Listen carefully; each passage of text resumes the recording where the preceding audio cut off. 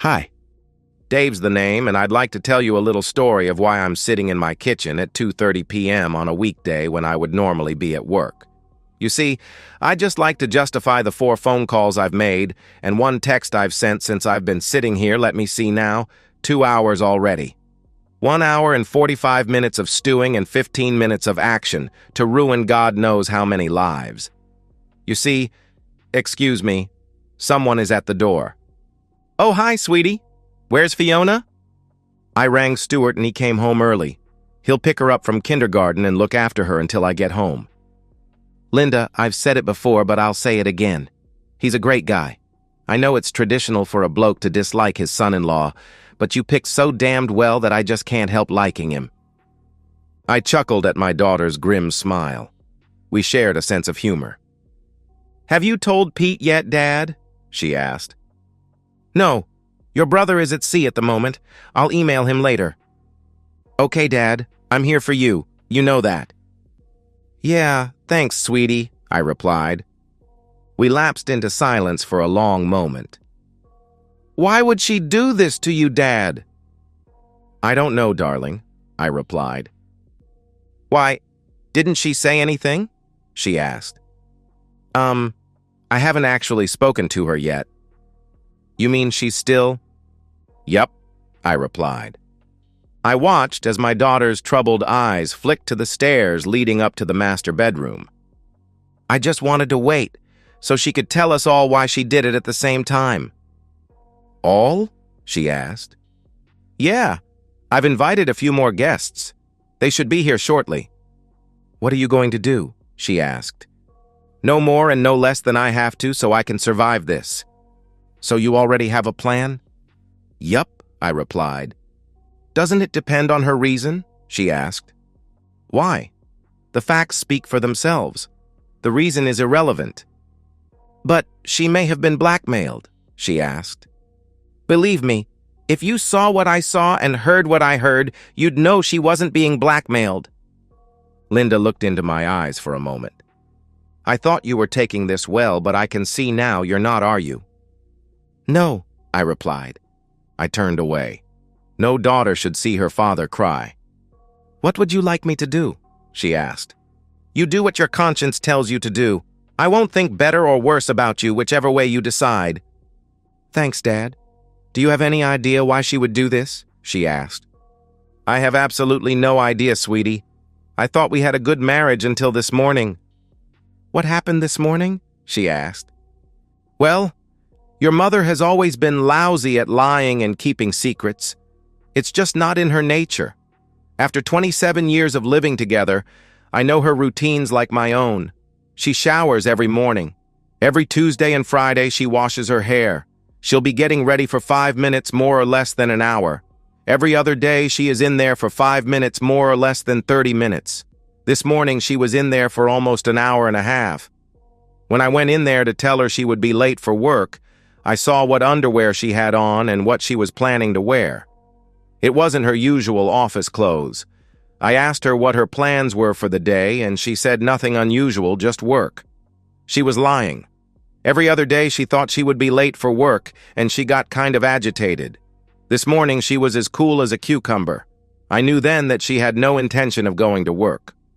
So what did you do? She asked. I called off work and parked just up the street. I was going to follow her when she left, but she didn't go anywhere. I stayed there until that guy she works with at the real estate office turned up at about 11:30. I crept in and confirmed it was what I expected, then thought what I was going to do. After that, I made a few phone calls, and here we are.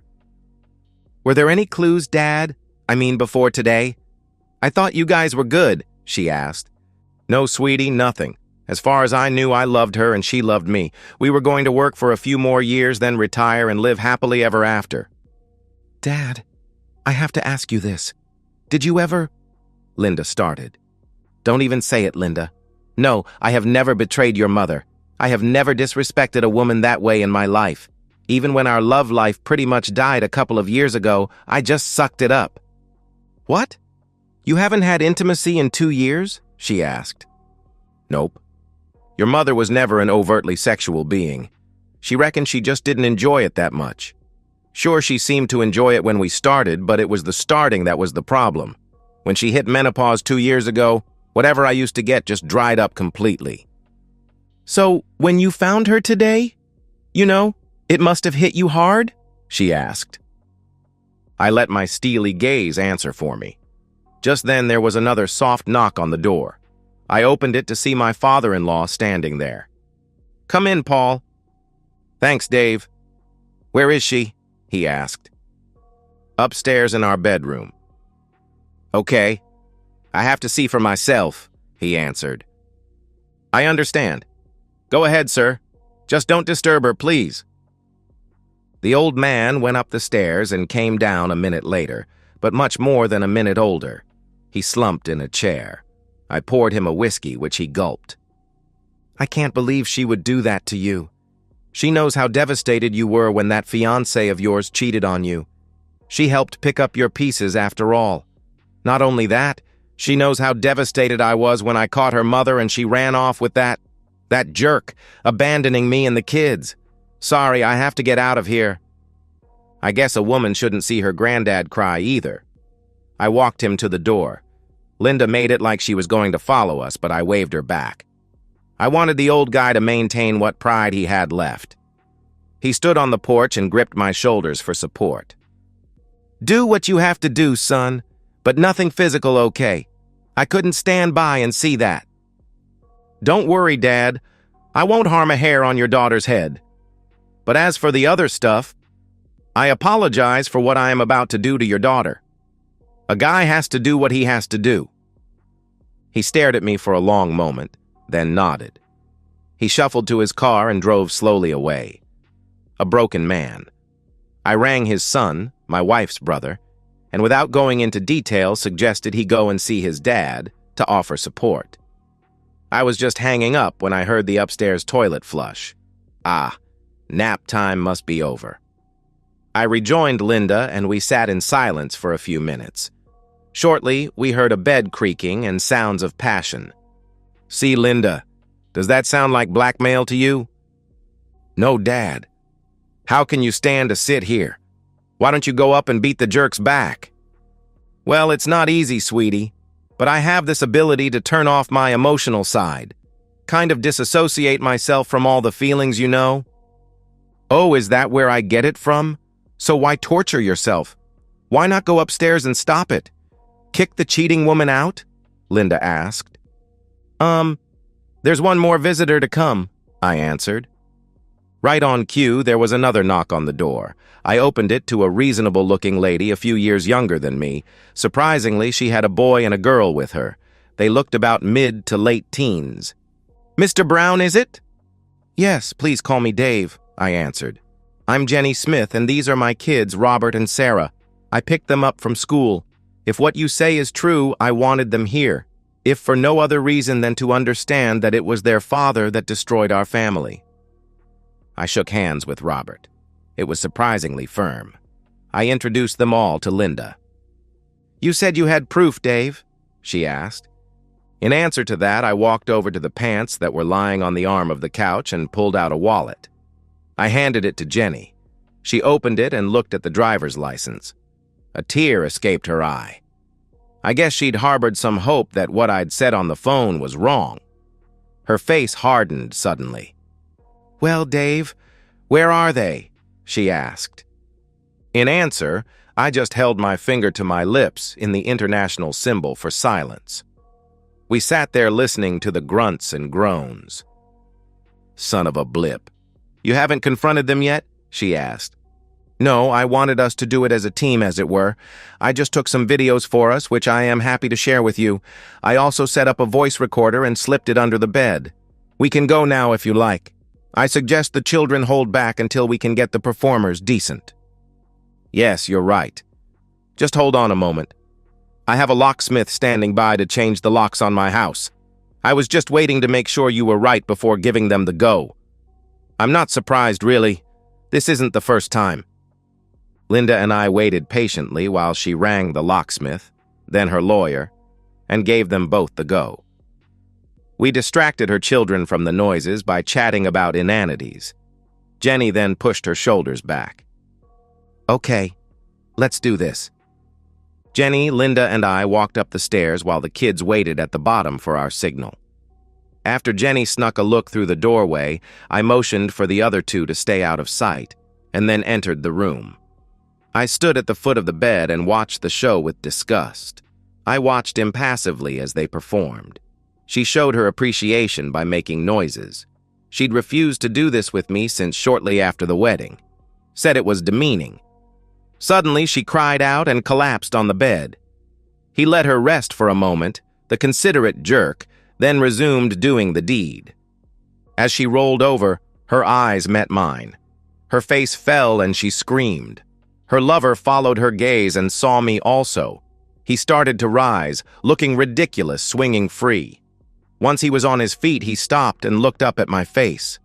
I could see he was starting to get a really bad feeling about his physical safety in the next little while.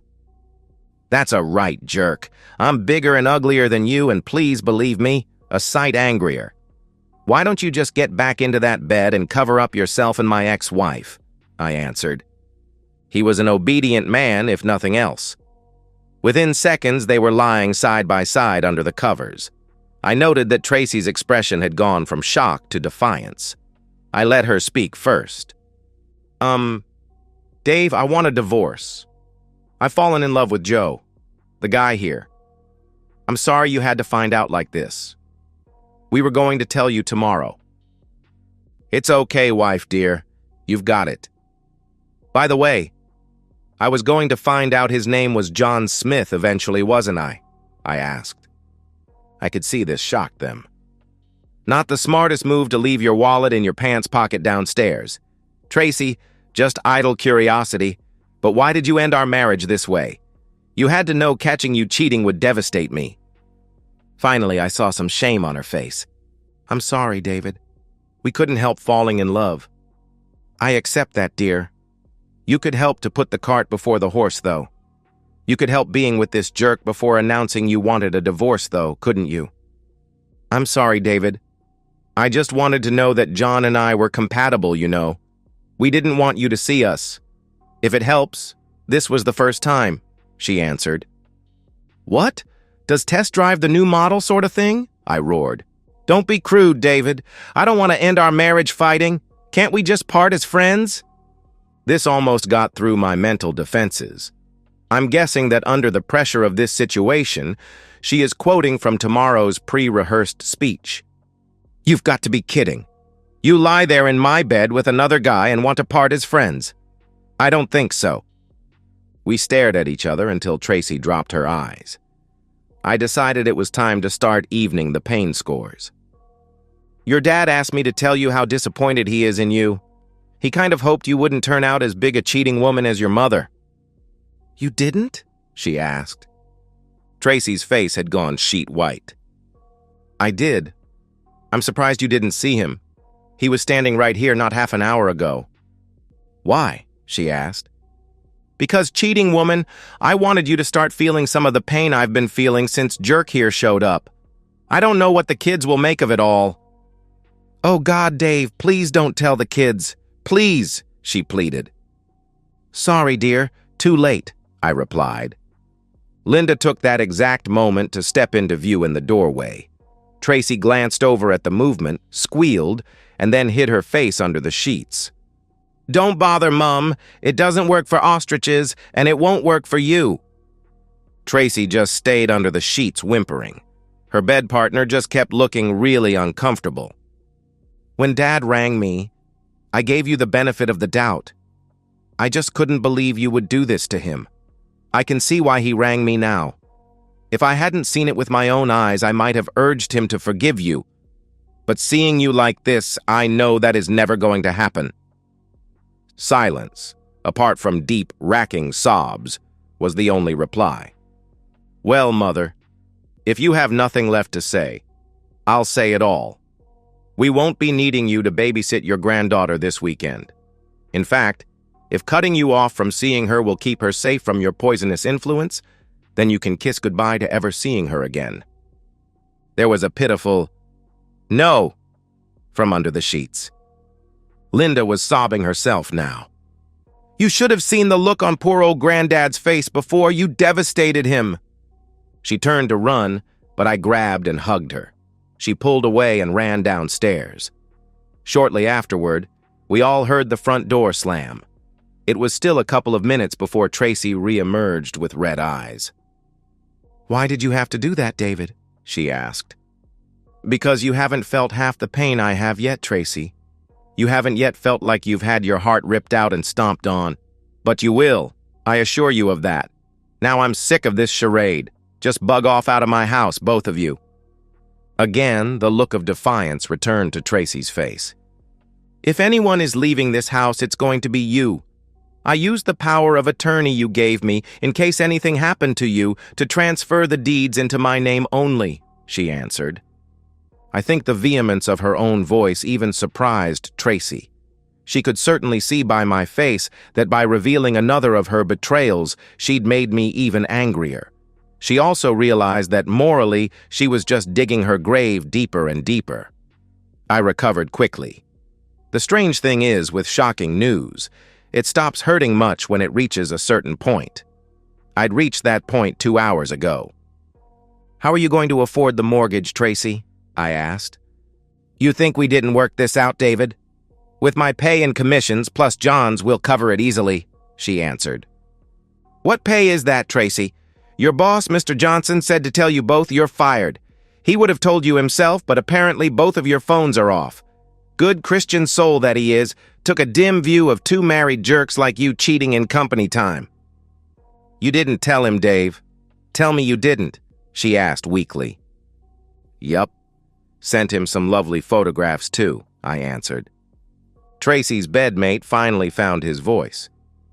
"How do you know I'm married?" he asked. "Driver's license, remember? Phone book, telephone, easy. Wife Jenny, about 5'6" pretty red hair. The children Robert and Sarah look like good kids. Tell me, were you going to shaft them like this woman was planning on shafting me?" "Please, Mr. Brown, don't tell my wife," he pleaded. "Why not? Haven't you finished draining all your bank accounts yet, in preparation for sailing off into the sunset with my wife?" "She was going to get the house. Just give me a chance to tell her gently, please. She doesn't deserve this. I still love her in my own way. She doesn't deserve to find out like this." "What? Doesn't deserve to find out like I did, you mean?" "Yes, you're right. Unfortunately, it's too late," I answered. I didn't need to turn around to know exactly when Jenny and her children stepped in the door. His face told the story. The expression was priceless. "Yes, it's way too late, my darling husband. I will be eternally grateful for Mr. Brown here bringing this to my attention. Just so you know, the video he is giving me should be enough to trigger the post-nup we had drawn up last time I forgave you." Tracy's head swung to look at her bed partner. In my disassociated state, I idly wondered why. Was it the fact that he was a serial cheater? Or was it the news that their financial plans were now scuppered? "The locks should have been changed on my house by now. If you want to stop by in the morning to collect your things, they will be in the dumpster I intend to hire this afternoon." Throughout this tirade, the unfortunate John had just looked at his own feet with an expression of horror. I found out later that it had been him that had initially seduced Tracy, but the test drive had been her idea. His plan had actually been to tell his wife and family the next day as well. He looked forlornly at his wife, then glanced briefly at his kids, but couldn't face them for long. Jenny was losing control, but rallied briefly. "Well, kids, if you ever wondered what a cheating woman looks like, then take a good look." Tracy cringed under their combined stare. Jenny grabbed the kids and stormed out. I walked to the bed and snarled to the cowering couple. "Just get out of my house. You have no idea of the rage I am feeling right now. I'll return in 2 or so hours. I want you both gone when I get back. Don't even think about trying to rip me off, Tracy. If you do, then your chances of living happily ever after, no, make that living period, will plummet from very, very small to non-existent. Understand?" One look at my face convinced them of the seriousness of what I intended.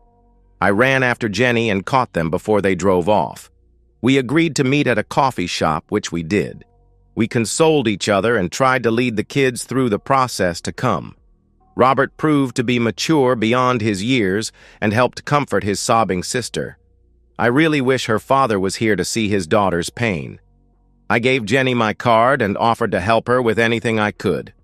We parted friends, I think. The next week was very hard. Yes, I can turn my emotions off in a crisis. However, that doesn't stop the pain, only defers it. Sure, I was busy with work and lawyers. They were very interested in my evidence, particularly the voice recorder I retrieved from under the bed.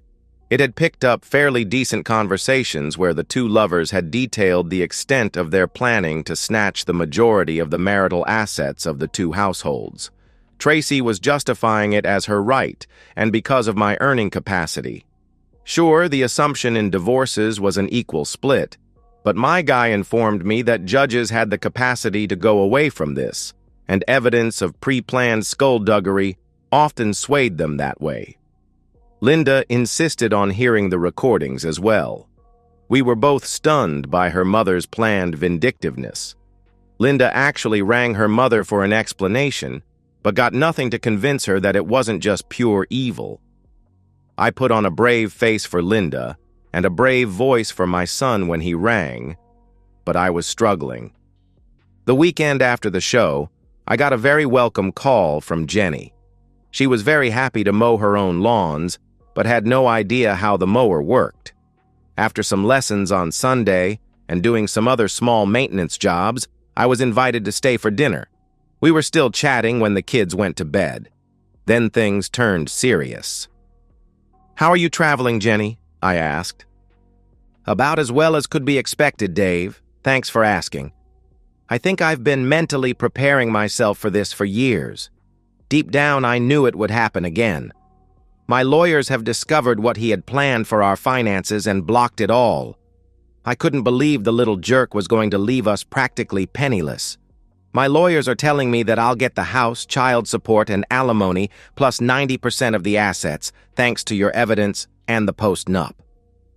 "Happy to be of service, Jen. Mine said something similar, but with only 50 to 70% of the assets," I answered. "He came around 2 days ago, begging. I think his lawyers told him the same things mine did, and the idea of being financially destroyed terrifies him. I told him to bug off. The only thing that worries me is the effect on the kids. Sarah is at an age where she can develop fine without a father, but I'm worried about Rob." I know Jen. At his age, a boy needs a good, strong male role model. I've been thinking about that. Can I volunteer for the job? I'd be honored to come into his life and help where I can. Jenny was silent for a long moment. I could see the conflict in her face. I know your ego must be a little fragile at the moment, Dave, so I don't quite know how. Don't worry about it, Jen. Support for Rob is all I'm offering at the moment, I replied. I could see the relief flood her face. We discussed details for a while. "How about you, Dave? Are you okay?" she asked. "I don't know, Jen. I'm still confused as all hell. I don't know what I did to make her hate me so much. Finding her with your John just emasculated me. It makes me doubt my own manhood. Was I so inadequate that... I just don't know. Destroying her relationship with her kids, her father, and probably our mutual friends, combined with getting her fired, just doesn't seem enough somehow. I still feel like only half a man." "Believe me, I know exactly how you feel, Dave," she answered. Jenny stared at me for another long moment, obviously debating what to say to herself. Finally, she continued, "You know what you have to do to reclaim your manhood, don't you, Dave?" Jenny was leaning towards me with steely eyes. Yes, I do, Jen," I answered. "Good," she replied. "How far are you comfortable with me going, Jen?" I asked. The steel was now in her voice as well. Hell really does have no fury like a woman scorned. "As far as you think you need to go to get rid of your demons, Dave, is fine with me. You're too nice a guy to allow any lingering hurt to mess with the rest of your life. Let it all out, Dave." "Okay. I'll need an alibi," I asked. "You'll have one, believe me," she answered. When she told me what she had in mind for an alibi, we both laughed for a long time. Boy, I needed that. We resumed talking. This conversation was only half over. "What about you, Jen? Do you feel you need some revenge on Tracy?" I asked. "Good Lord, no. I know what a smooth-talking little jerk he can be. Your poor wife didn't stand a chance. I almost feel sorry for her." We parted as friends, and she promised to talk to Rob about whether or not he was interested in helping to restore an old car I had. He was, and that set the pattern for the next 6 weeks. After school, he would come to my place and we would potter around. I used every opportunity to talk to him about my ideas of values, and we became firm buddies. After I took him home, it was a different matter. I used all my free time to spy on the happy couple. With our bank accounts frozen by the lawyers, John and Tracy couldn't get a place of their own. Tracy was staying with one of her few remaining friends. Jerk was doing the same with one of his. They spent most evenings together before going their separate ways late at night. Finally, I had established enough of a pattern that I rang Jenny one Thursday night and announced that the next night was it. She arranged for the kids to go to her parents for the night. I drove to her place and parked in her driveway. Then, after a kiss on the lips and a "give him one from me," I wheeled an old motorbike of John's out the back gate and started it a block away from her house. Once at his friend's place, I looked around, then quietly shot out the streetlight with my air pistol. After that, it was just a matter of waiting in the bushes at the side of his friend's driveway. He surprised me by breaking the routine. He arrived by cab 40 minutes later, rather than by car. The reason became clear when I saw his unsteady steps coming down the driveway. He'd been drinking. Now, king hitting has never been in my nature. My sense of honor demanded a fair fight. Well, fairish anyway. About as fair as being with a guy's wife when he didn't even know you existed. I stepped in front of him. "Hi, John," I announced. He froze. Then in the dim light, I saw recognition dawn in his eyes. He certainly didn't react the way I thought he would. Well, they don't call it Dutch courage for nothing, I suppose. "Well, if it isn't the guy that couldn't keep his woman in check," he muttered. "Very bad move on his part." Instantly, my careful plan of a limited assault went out the window. The wronged beast pounced. A right to the jaw knocked him to his hands and knees. Then my memory got a bit hazy. From later reports, I think I kicked him in the ribs a few times and stomped on his kidneys and lower legs before lining a few well-aimed kicks between his legs. A few covers between 3 and 10, doesn't it? Luckily, my red haze lifted, allowing me to complete the last part of my plan. I lifted his unconscious form and dumped him in the middle of the road. Maybe the police would think he was another hapless hit-and-run victim. Maybe not. I walked back to the motorbike and rode to a shopping center. In the shadows, I changed clothes and dumped them, as well as my gloves, in a dumpster. Finally, I rode a block away from Jen's house and pushed the bike back. Jenny was expectantly awaiting my return and grilled me on how things had gone. She didn't seem that upset that I had overstepped my plan in my rage. Upset people don't normally grin like Cheshire cats. When she had every sordid detail, I excused myself to hit her shower and get rid of any potential evidence. I checked my knuckles for bruises. All good. My eyes were closed as I was rinsing my hair when I felt a cool breeze, then warm skin. A pair of arms encircled me from behind. "I thought you didn't want this?" I asked. "Screw what I want. You need this. You've taken the man, now you need to take his woman," she answered. I spun around and we kissed. Boy, I needed that. We finally broke apart.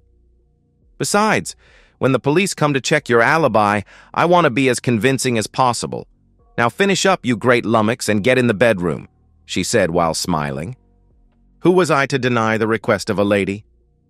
I awoke in the pre-dawn light as I felt her slip back into bed. She snuggled up to me. "I'm sorry, Jen. I was tired last night. I hope you weren't too disappointed." "If that was you in second gear, God help me if I ever get your third," she answered. "It looks something like this." After that, We both dozed again. I awoke to breakfast and coffee being delivered. "Hey, Dave, some jerk broke the back window of your car last night. I've already phoned the police." This was accompanied by a wink. Sure enough, the police came around and my number plate was entered in their system. Before long, it was linked to a reported potential assault last night. It was convenient that my alibi and I were together in a house reeking of love. The nosy neighbor backed up our story of my car being parked there at the time of the assault, as it had been once a week for the last few. She didn't know that I wasn't in the spare room as normal. I was never a serious suspect. I did see Tracy one more time, about a week after her lover's bad night. She rang to say she was coming over to get the rest of her stuff. When I explained that it had all been donated to charity, she said she wanted to talk anyway. When I heard her car pull up, I looked out the window to see Tracy standing next to her car on the phone. I answered the door in my dressing gown when she finally knocked. She frowned at my choice of apparel, but I made sure my face betrayed nothing as I invited her in. I asked her to hand over her phone and handbag, then put them in the spare room and closed the door. She was smart enough to guess that I suspected she might try to record this conversation. With what she was wearing, she couldn't be concealing one in her clothes. We settled into chairs on either side of the kitchen table. "Dave, you should know that I've arranged with a friend that if I don't call within 60 minutes, she'll send the police here." I nodded at her wise precaution but remained silent. I had only one thing to say to her, and it could wait. "Dave, could I just say how sorry I am with how our marriage ended?" "Save your breath, Tracy. I'm not the slightest bit interested in sitting here listening to you trying to appease your conscience by justifying why you tried to destroy me." The expression on her face was priceless. It was like, who was this guy? "Okay, Dave, it was you that beat up John, wasn't it?" "Yes," I replied. That caught her completely off guard. She obviously expected me to deny it. "What?" she asked. "What's so hard to understand, Tracy? You asked me if I'd beaten your lover up. I said, yes, it was me." "But why? He'd never done anything to you," she asked. "Come on, Tracy.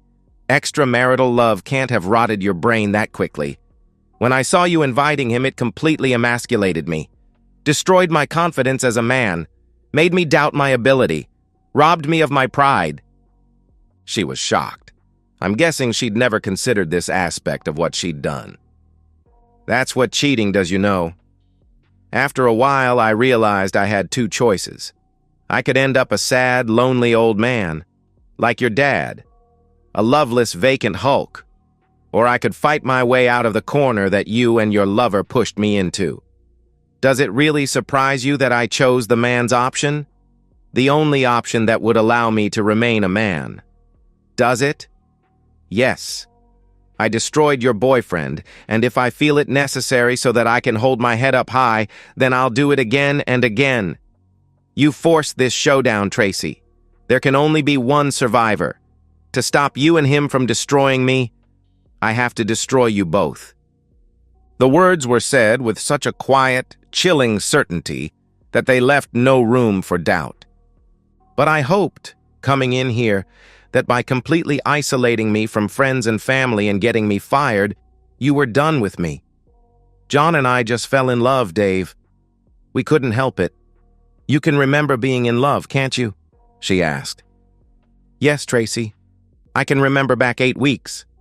As I said that day, maybe it wasn't your choice to fall in love, but it was your choice what you did about it.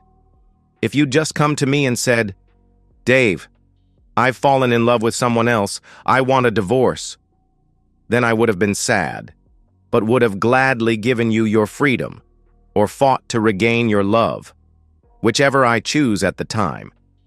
By announcing your intentions the way you did, viciously and cruelly, you declared war on me, betrayed everything I stand for and everything I thought you stood for. What about now, Dave? Can you leave John and me in peace now you've had your revenge? She asked. Yes, I think I can. If only because I can't think of anything else to destroy. Thank you, Dave, she replied. Don't get excited, Tracy. I'm not the one you should be worried about. Huh? No, I've had my revenge on Johnny Boy. His wife hasn't started on you yet. If I were you, I'd look out for her. She's one mean lady, I can tell you. At that moment, a disembodied female voice came floating down the stairs from the master bedroom. Are you coming back to bed, Dave? You promised me 6 more a day and you're under budget. Who is that? She asked. Jenny, I replied. She ran, with me yelling a warning not to go to the police again. I climbed the stairs to a fully clothed Jenny. She held me until the tremors ceased. As for Tracy, she took off for places far away. I never tried to find or contact her ever again. Like I said, Dave's the name, and I feel great. I've read somewhere that some people who get revenge on someone who has wronged them find it a hollow experience. Shut up! It's the most effective cure for depression I've ever heard about. Forget it. Time to stop dwelling on the past. It's too negative. My new life awaits. Jen and I never became an item. We did use each other to relieve our frustrations fairly regularly, but there was never the necessary spark to go to the next stage. We were good friends, though, and looked out for each other. Under our combined guidance, Rob and Sarah turned out well. I backed off when potential boyfriends were around her, though, and stayed out of her bed until their relationship ended. 1 or 2 of them were a little intimidated by me, as I told them that if they hurt her in any way, they would have me to answer to. Before the last one proposed to her, he actually asked my permission. He was a great guy, and I happily blessed their union. The wedding was very emotional. With her father gone, she asked me to walk her down the aisle. It was at the wedding that she introduced me to an old friend of hers who had flown in. With my Jenny and self-administered therapy complete, I was well balanced enough to have a normal relationship, and am now considering asking Jenny to give me away at my wedding. Well, why not? Without the payback I exacted on the 2 cheaters, would I have recovered enough to lead a normal life? Hell no! From the perspective of Tracy. Hello, I'm Tracy, and my life has gone to hell in a handbasket in the last 2 years. I think I can justify what I did back then. It's going to take some time to justify what I did last week, though. Sorry, I'll explain. Looking back on it, my life with Dave was good. However, it had gone stale. The only thrill I had left was my first granddaughter. So when John started to show an interest in me, as a woman you know, I felt like a teenager again. He was attentive and caring, and what can I say? He swept me off my feet. I knew what we had was wrong deep down, but it just felt so damned good. Our relationship followed the normal pattern of conversations, to dates, to making out. I can't remember guilt ever being an issue. By the time we crossed the line and kissed, I already knew that I loved him and he loved me. We planned to leave our respective spouses and marry. A friend of mine, Carol, had been through a messy divorce and explained that her ex had taken control of all the assets at the outset and made it very difficult for her even to engage a lawyer. That's why John and I quietly seized control of everything.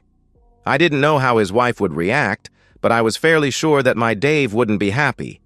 We'd often talked about what constituted cheating, and I realized I was going to be well over the line already before John and I made our announcement. I fully intended to give Dave whatever the courts demanded after the divorce. I just wanted to be in the driving seat and protect myself from any retaliation. It was also Carol who asked me if I'd slept with John yet. I'd never really enjoyed lovemaking that much, but a girl needs to think she's still woman enough to be attractive. I knew my husband still found me so. He nagged me for a cuddle often enough. If only I'd still had the same spark for Dave that I had with John. The whole mess could have been avoided. So anyway, Carol put doubts in my head. What if John wasn't up to the mark in that department? When I did occasionally need love, I wanted it to be good, didn't I? By my stage of life, intimacy was more an emotional thing than physical. I didn't expect John to be as good as Dave. That's what spawned my final disastrous betrayal of my marriage. My first session with John was thus a twofold exercise. one to try him out and the other as a final bonding exercise to steel ourselves for the emotionally difficult tasks we had planned over the next few days.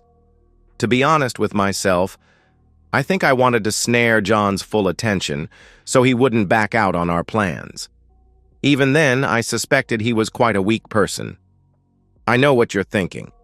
Did I ignore the possibility I would be caught and make Dave go ballistic?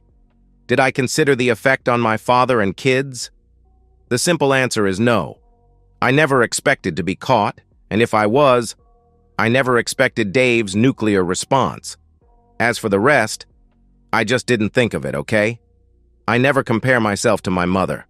I was so young when she left us that she just didn't come into the equation. After all, it cost me. I'd like to say that the love with John was mind-blowing. It wasn't. I found myself faking enjoyment just as I used to do with Dave. Men and their bloody egos, I ask you. I still have no idea how Dave found out about my one and only infidelity. It's just not important to me. I was devastated when I saw the look of hurt in his eyes when he came into the room. I tried to justify that to myself later, but of course I couldn't. He'd never done anything near bad enough to justify that.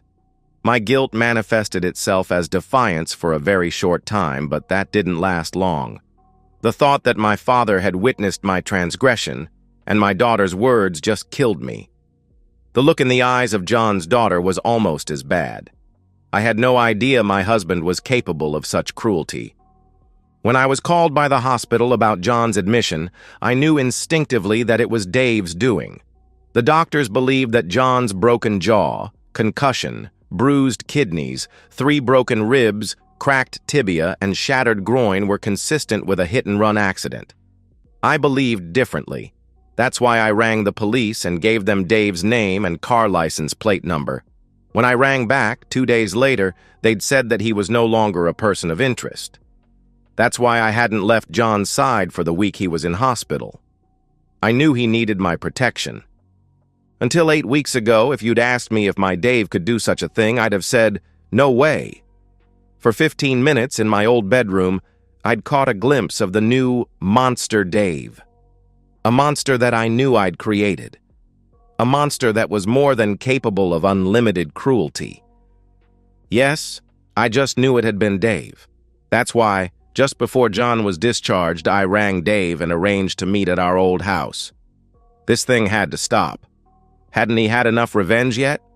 John and I were both destroyed. Get over it. It felt sad walking up to my front door. Not as sad as I knew the conversation to come was going to be. How had I gone from loving a man to thinking of him as the enemy in such a short time? Before I rang the bell, I phoned Carol and told her that if she didn't hear from me in an hour to call the police. Dave answered the door in his dressing gown. Unusual. He wore no expression as he invited me in. When he asked me to hand over my phone and handbag, I kicked myself for not thinking of bringing a recorder. Then I asked myself why. He was never going to admit to the assault. I stared briefly at the stranger I had known for over 27 years. I did feel remorse for how our marriage ended. By explaining how I'd fallen, I hoped to ease his pain and maybe get him to back off a little. He shut me down as soon as I began, saying he wasn't interested in the why. His tone was harsh and his facial expression blank. Who was this guy? I didn't recognize the face or the voice. I was stunned when he blithely admitted to beating up John. When I heard his motivation, I could see exactly why he'd done it. Let's just say, it didn't ease my conscience any.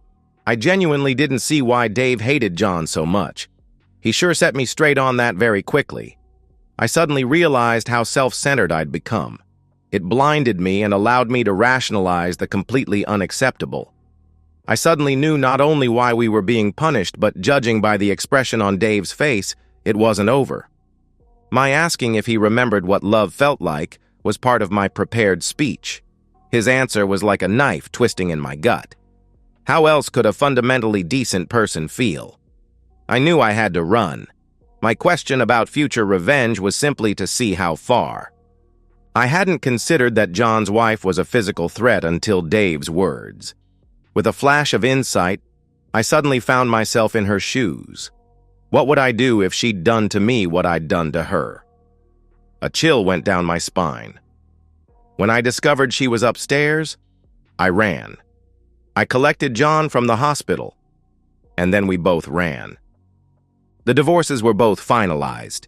The paperwork was delivered to our P.O. box, 2 towns away from my new home. The stress of living anonymously, with no friends and constantly looking over my shoulder, was tremendous. We had a little money eventually. The waiting was tough.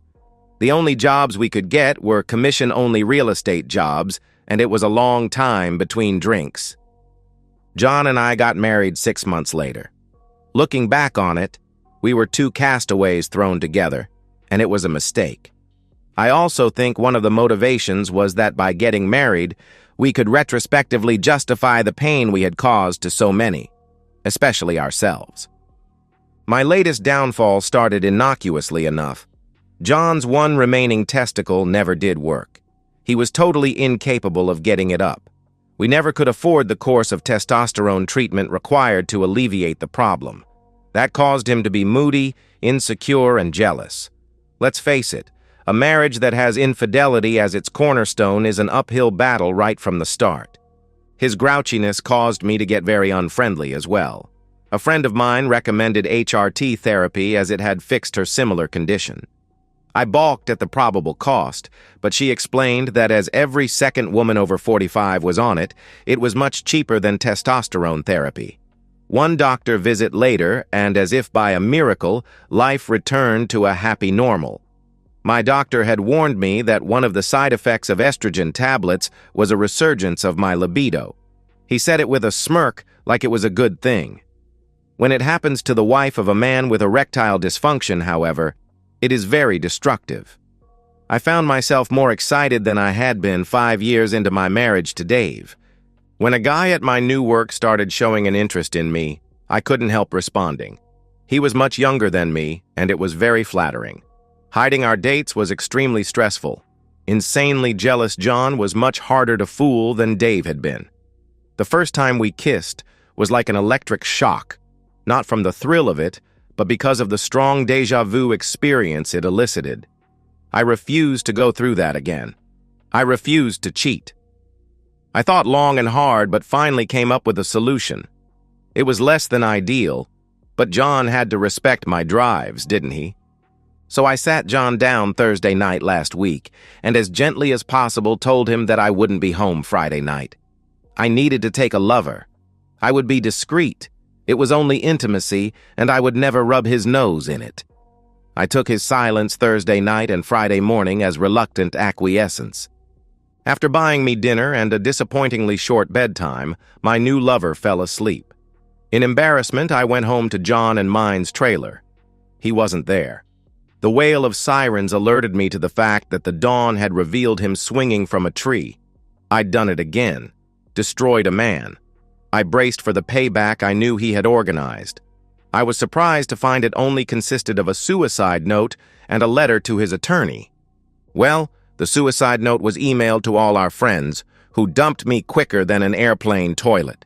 The letter to his attorney was to change the beneficiaries of his life insurance policy and his will from me to his children. When will I ever learn?